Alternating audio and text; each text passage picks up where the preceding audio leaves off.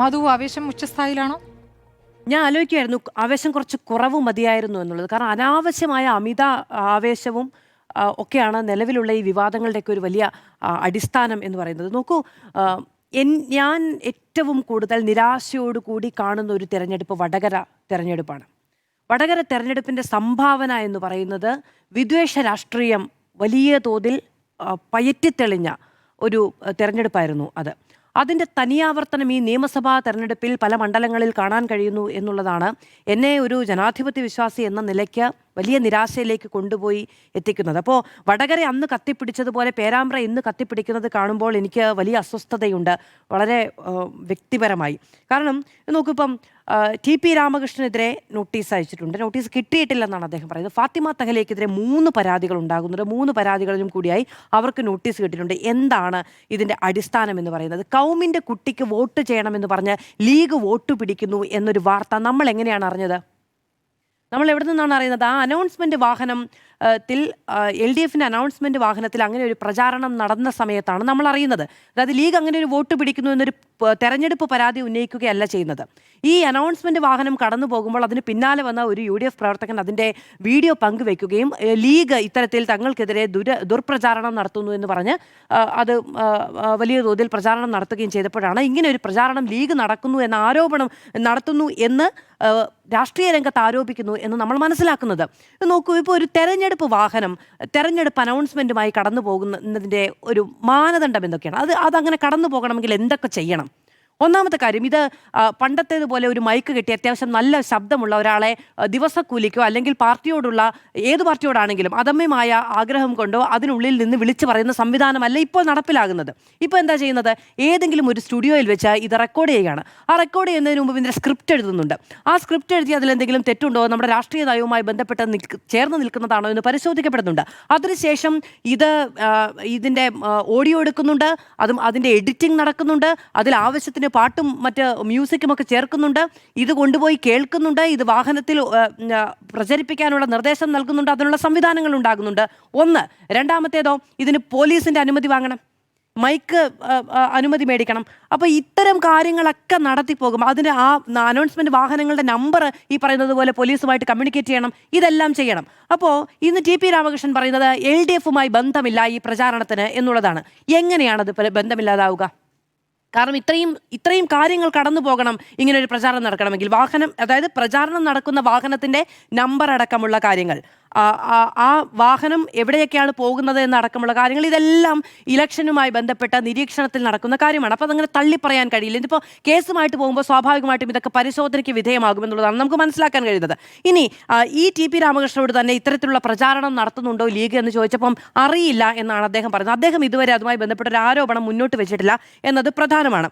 ഈ 2 കാര്യങ്ങൾ എനിക്ക് ചൂണ്ടിക്കാണിക്കാനുണ്ട്. ഇനി ഫാത്തിമ തഹലിക്കെതിരും സമാനമായ 3 പരാതികൾ ഉണ്ടായിട്ടുണ്ട്. പക്ഷേ ആദ്യത്തെ പരാതി ലീഗിൻ്റെ പരാതിയാണ്. ഇതൊരു കൗണ്ടർ പരാതി എന്ന നിലയ്ക്ക് 3 പരാതികൾ ഉണ്ടായിട്ടുണ്ട് എന്നുള്ളതാണ് ലീഗ് ആരോപിക്കുന്നത്. അതിൻ്റെ കാരണം എന്താണെന്ന് വെച്ചിട്ടുണ്ടെങ്കിൽ, അതായത് LDFിൻ്റെ അനൗൺസ്മെൻറ്റ് വാഹനമാണല്ലോ ഈ കാര്യം ഉന്നയിക്കുന്നത്. ആദ്യം ഇങ്ങനെ ഒരു പ്രചാരണം നടത്തുന്നു, കൗമിൻ്റെ കുട്ടിക്ക് വോട്ട് ചെയ്യണമെന്ന് ആവശ്യപ്പെട്ട് ലീഗ് ജനങ്ങളെ കാണുന്നു എന്നൊരു പരാതി അനൗൺസ്മെൻറ്റ് രൂപത്തിൽ ഇപ്പുറത്തെ പാർട്ടി അവതരിപ്പിക്കുകയാണ്.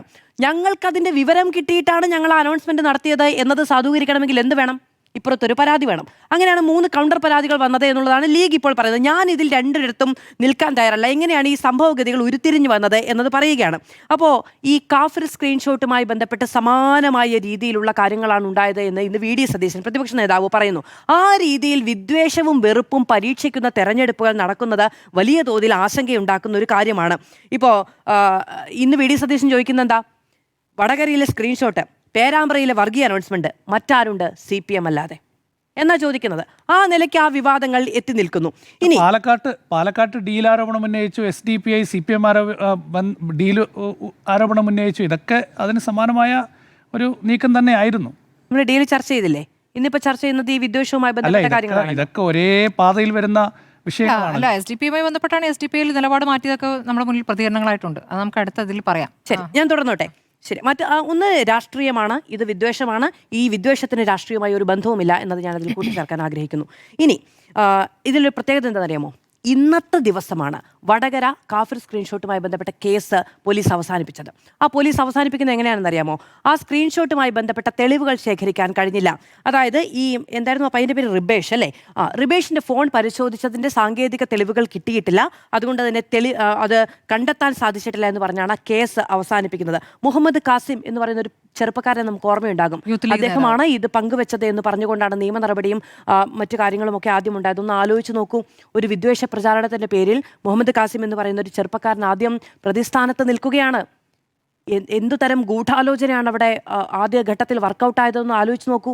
അതിനുശേഷമാണ് ആ കേസുമായി അവന് ഒരു ബന്ധവുമില്ല എന്നത് വെളിവാക്കപ്പെടുന്നത്. ഇതൊക്കെ ആർക്ക് വേണ്ടിയിട്ടാണ്? ഇതൊക്കെ എന്തിനു വേണ്ടിയിട്ടാണ്? ഇതൊക്കെ മറുപടി ഉണ്ടോ? അങ്ങനെ എങ്ങനെയാണ് ഇത്രയും ഒരു തെരഞ്ഞെടുപ്പ് രംഗത്ത് വർഗീയമായ വിദ്വേഷമായ ചേരിതിരിവ് ഉണ്ടാക്കാൻ ശ്രമിച്ചു എന്നൊരു കേസ് ഉണ്ടായിട്ട് അതുമായി ബന്ധപ്പെട്ട് സ്ക്രീൻഷോട്ടുകൾ പങ്കുവെച്ചത് ആരൊക്കെയാണ് എന്നത് നമുക്കറിയാമല്ലോ. അപ്പോൾ അതെങ്ങനെയാണ് ആ കേസ് അവസാനിപ്പിക്കുന്നത്? ഒരു ക്രൈം ഉണ്ടായിട്ടുണ്ടെങ്കിൽ അതിനൊരു പരിഹാരം ഉണ്ടാകണ്ടേ? അങ്ങനെയല്ലേ നിയമ സംവിധാനം മുന്നോട്ട് പോകുന്ന? കേസ് അവസാനിപ്പിക്കുകയാണ്, ഞാനത് അവിടെ അവസാനിപ്പിക്കുന്നു.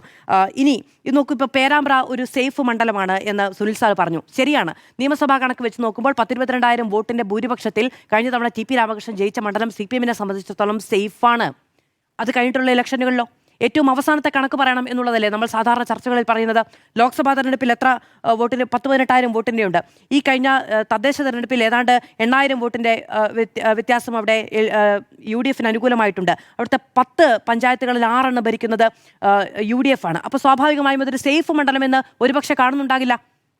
അതിൻ്റെ പേരിൽ LDF എന്തെങ്കിലും വർഗീയ പ്രചാരണം നടത്തി എന്ന് ഉള്ള ആരോപണം നിലവിൽ ഞാൻ ഉന്നയിക്കാത്തത് അവിടെ കേസെടുത്തിരിക്കുന്നു എന്നുള്ളത് കൊണ്ട് മാത്രമാണ് എന്നതും അതിനെ ബഹുമാനിച്ചുകൊണ്ടാണ് എന്നത് പറഞ്ഞു വെക്കുന്നു. ഇനി രണ്ടാമത്തേതാണ് വീണ ജോർജ്. ആറന്മുളയിൽ ശക്തമായ ത്രികോണ രാഷ്ട്രീയ പോരാട്ടം നടക്കുന്ന മണ്ഡലമാണ്. അവിടെ നിലവിൽ എന്താ സംഭവിക്കുന്നതെന്ന് അറിയാമോ? വീണ ജോർജ്, കേരളത്തിന്റെ ആരോഗ്യമന്ത്രി, കടുത്ത സൈബർ അധിക്ഷേപത്തിന് വിധേയയാവുകയാണ്. അവരുടെ പോസ്റ്റുകൾക്ക് കീഴിൽ, അവർക്ക് വേണ്ടി നടത്തുന്ന പ്രചാരണ പോസ്റ്റുകൾക്ക് കീഴിൽ അസഭ്യവും അശ്ലീലവും വാരി വിതറുകയാണ് ഈ നാട്ടിലെ സാമൂഹ്യ വിരുദ്ധർ. അവർക്ക് പേരില്ല, അവർക്ക് ശരി ഈ കേസുമായി ബന്ധപ്പെട്ട പേരുകളുണ്ട്. CPM കൊടുത്തിരിക്കുന്ന പരാതിയിൽ ഒരു സുരേഷ് കുമാർ, ഒരു ജോൺസൺ, ഒരു ഡോൺ സുനി, ഒരു മജീദ്, ഒരു എർത്തൻ സ്കൈ, ഇത്രയും വിദഗ്ധന്മാരെ കുറിച്ചാണ് അതിൽ ആ കേസിൽ പരാമർശിച്ചിരിക്കുന്നത്, കേസിൽ പ്രതി ചേർത്തിരിക്കുന്നത്, പ്രൊഫൈൽ ലിങ്കുകൾ കൊടുത്തിരിക്കുന്നത്. പക്ഷേ ഇവരാരും ഒറിജിനലാണ് എന്ന് ഞാൻ വിചാരിക്കുന്നില്ല. ഇവർക്ക് എല്ലാവർക്കും പൊതു സ്വഭാവവും പൊതുമുഖവും പൊതു രീതിയുമാണുള്ളത്. എന്തൊക്കെ അശ്ലീലമാണ് എഴുതി വച്ചിരിക്കുന്നതെന്നറിയാമോ? എനിക്ക് പറയാൻ കഴിയാത്ത തരത്തിലുള്ള അശ്ലീലമാണ് എഴുതി വച്ചിരിക്കുന്നത്. മാത്രമല്ല, വീണ ജോർജിനെതിരെ രാഷ്ട്രീയ വൈരം മൂത്ത് ഈ പറയുന്ന അശ്ലീല പ്രചാരണം നടത്തുന്ന മനുഷ്യന്മാർ അവർ തെരഞ്ഞെടുപ്പിന് വോട്ട് ചോദിക്കാൻ പോയ ഇടങ്ങളിലെ മനുഷ്യരെ ജാതീയമായി അധിക്ഷേപിക്കുക. അവർ ചില ഉന്നതികളിലേക്ക് വോട്ട് ചോദിക്കാൻ പോയി, അവിടെയുള്ള മനുഷ്യരെ ജാതീയമായി പരാമർശിച്ചുകൊണ്ടുള്ള കമൻറ്റുകളാണ് ഉണ്ടാകുന്നത്. ഒന്ന് ആലോചിച്ച് നോക്കൂ, എത്രത്തോളം ദുഷിച്ചു പോയിട്ടുണ്ട് ഈ പ്രചാരണ രംഗം, ഈ തെരഞ്ഞെടുപ്പ് രംഗമെന്ന്. ആ നിലയ്ക്കുള്ള അക്രമങ്ങളാണ് ഈ നാട്ടിൽ നടക്കുന്നത്. ഇങ്ങനെയാണെങ്കിൽ തെരഞ്ഞെടുപ്പിനെ പുതിയ രീതിയിൽ നമ്മൾ ആവിഷ്കരിക്കേണ്ടി വരുന്ന സാഹചര്യം ഉണ്ടാവുകയാണ്. ഇതൊന്നും വെച്ച് പൊറിപ്പിക്കാൻ കഴിയുന്ന തരത്തിലല്ല ജനാധിപത്യം മുന്നോട്ട് പോകേണ്ടത് എന്ന് ഞാൻ വിചാരിക്കുന്നതാണ്. അഡ്വക്കേറ്റ് അബിൻ വർക്കിയാണ് അവിടെ ആറന്മുളയിൽ UDF-ന്റെ സ്ഥാനാർത്ഥി. അബിൻ വർക്കി 2 തരത്തിലുള്ള പ്രതികരണം ഇന്ന് നടത്തിയിട്ടുണ്ട്. ഒന്ന്, സൈബർ അധിക്ഷേപം നടത്തുന്നത് ആരാണ് എങ്കിലും അതിനെ ഞങ്ങൾ അനുകൂലിക്കില്ല എന്നുള്ളത്. രണ്ടാമത്തെ പ്രതികരണം, ഇത് 2ാമത്തെ നാടകമാണ് എന്നുള്ളതാണ്. അതെങ്ങനെയാണ് അത് 2ാമത്തെ നാടകമായി മാറുക? അതായത് ഈ സ്ക്രീൻഷോട്ടുകൾ നമുക്ക് ആർക്ക് വേണമെങ്കിലും കാണാൻ കഴിയുന്നതാണ്. അവിടെ പോസ്റ്റുകളിൽ ഇപ്പോഴും ആ ലിങ്കുകളിൽ ഈ പറയുന്ന കമൻറ്റുകൾ അവശേഷിക്കുന്നുണ്ട്. അതിനെ ഖണ്ഡിക്കുകയാണ് വേണ്ടത്, അതിനെ തള്ളിപ്പറയുകയാണ് വേണ്ടത്. അത് അബിൻ വർക്ക് ചെയ്തിട്ടുണ്ട്. പക്ഷെ അതിനൊപ്പം അതൊരു നാടകമാണ് എന്ന രീതിയിൽ പറയാൻ പാടില്ല എന്നാണ് ഞാൻ വിചാരിക്കുന്നത്. ലിജു പ്രതിഭയ്ക്കെതിരെ അതിക്രമമുണ്ടായ സമയത്ത്, അവർക്കെതിരെ അധിക്ഷേപമുണ്ടായ സമയത്ത് എന്താ പറഞ്ഞത്? ഈ പറയുന്ന മുഖങ്ങളെ അല്ല, ഉത്തരവാദിത്തപ്പെട്ട UDF-ന്റെ ജില്ലാ കൺവീനറെ അദ്ദേഹം തള്ളിപ്പറയുന്നത് നമ്മൾ കണ്ടില്ലേ? ആ നിലയ്ക്ക് എന്തുകൊണ്ടാണ് കൂടുതൽ ചെറുപ്പക്കാരനായ യൂത്ത് കോൺഗ്രസിന്റെ നേതാവിന് കഴിയാതെ പോയത് എന്ന് ഞാൻ അത്ഭുതപ്പെടുകയാണ്. മൂന്നാമത്തതാണ് പിഷാരടിയുമായി ബന്ധപ്പെട്ട പ്രശ്നം. പിഷാരടിക്ക് അവിടെ പ്രചാരണത്തിന് പോകാൻ കഴിയാത്ത സാഹചര്യം ഉണ്ടാവുകയാണ്. അതിനെ മുഖ്യമന്ത്രി അടക്കം തള്ളിപ്പറഞ്ഞു. അങ്ങനെ ഒന്നും ഉണ്ടാകാൻ പാടില്ല. കുറെ ആളുകൾ ചെന്നിട്ട് ഇവിടെ പ്രചാരണം നടത്താൻ പാടില്ല എന്നൊരു ജനാധിപത്യ സംവിധാനത്തിൽ പറയുകയാണെന്നേ. അതെങ്ങനെയാണ് വെച്ച് പൊറിപ്പിക്കാൻ കഴിയുക? അതിനെ മുഖ്യമന്ത്രി തള്ളിപ്പറഞ്ഞു. പക്ഷെ തൃക്കരിപ്പൂരിൽ സന്ദീപ് വാര്യരുടെ പ്രചാരണത്തിന് വിഘാതം സൃഷ്ടിച്ചത് ആരാണ്?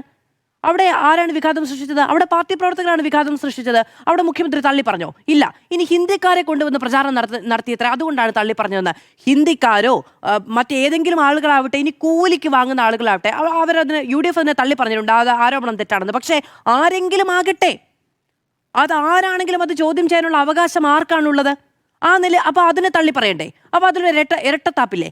അതൊന്ന്. ഇനി ശ്രീലേഖയുമായി ബന്ധപ്പെട്ട് എനിക്ക് സത്യം പറഞ്ഞാൽ ഒന്നും പറയാനില്ല. ഒരു മനുഷ്യന് ചെന്ന് നിൽക്കാൻ കഴിയുന്ന രാഷ്ട്രീയ അധപതനത്തിന്റെ ഏറ്റവും വലിയ നോക്കൂ, ഈ ലവ് ജിഹാദൊക്കെ എടുത്തൊരു തെരഞ്ഞെടുപ്പിന്റെ സമയത്ത് വീശുന്നത് എന്തിനാണ്? ആരെ ബോധിപ്പിക്കാൻ വേണ്ടിയിട്ടാണ്? വട്ടിയൂർക്കാവ് പോലെ ഒരു മണ്ഡലത്തിൽ ഇതിന് എന്താണ് പ്രാധാന്യം? അപ്പോൾ പരമാവധി ധ്രുവീകരണം, പരമാവധി വിദ്വേഷം, പരമാവധി വെറുപ്പ്, മറ്റുള്ളവരെ പരമാവധി തള്ളിപ്പറയുക എന്ന് പറയുന്ന ഒരു ശീലമാക്കി അങ്ങ് എടുക്കും. ഞാൻ പണ്ടത്തെ BJP-ക്കാരെക്കാൾ വലിയ BJP-കാരിയായി മാറിയിട്ടുണ്ടെന്ന് ബോധിപ്പിക്കാൻ വേണ്ടിയിട്ടാണോ എന്നറിയില്ല ആ നിലക്കുള്ള പ്രചാരണം. ബി ഗോപാലകൃഷ്ണൻ നമ്മൾ കഴിഞ്ഞ ദിവസങ്ങളിലൊക്കെ ചർച്ച ചെയ്തുകൊണ്ട് ഞാൻ അതിലേക്ക് പോകുന്നുമില്ല. നോക്കൂ, ഇപ്പൊ വിദ്വേഷം വിറ്റ് വോട്ടുണ്ടാക്കാനുള്ള നീക്കമാണ് സംസ്ഥാനത്ത് നടക്കുന്നത് എങ്കിൽ വലിയ ഡയലോഗ് അടിക്കാൻ പോകാതെ അതങ്ങ് പച്ചയ്ക്ക് പറഞ്ഞു പോകുന്നതായിരിക്കും നന്നാവുക. ഏറ്റവും ചുരുങ്ങിയത് വോട്ട് ചെയ്യാൻ പോകുന്നവർക്ക് നിങ്ങൾ ആരാണ്, ഞാൻ എല്ലാവരെയും കുറിച്ചാണ് പറയുന്നത്, നിങ്ങൾ ആരാണ് എന്നൊരു ബോധ്യമെങ്കിലും ഉണ്ടാകുമല്ലോ. ശരി.